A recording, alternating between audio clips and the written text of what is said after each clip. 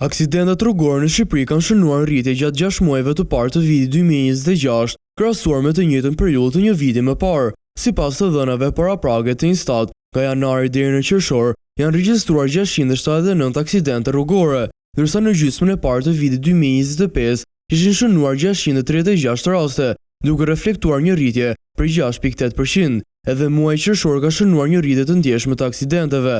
Gjatë këtij muaji janë regjistruar 132 aksidente, ku 186 persona kanë humbur jetën ose janë plagosur.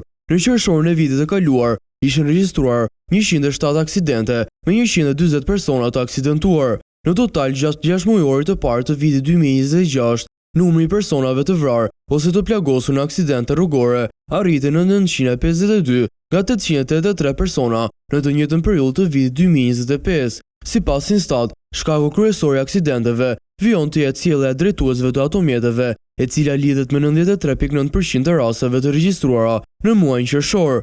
Grup mosha 35-44 vjeç përbën pjesën më të madhe të drejtuesve të përfshirë në aksidente, me 28% të totalit.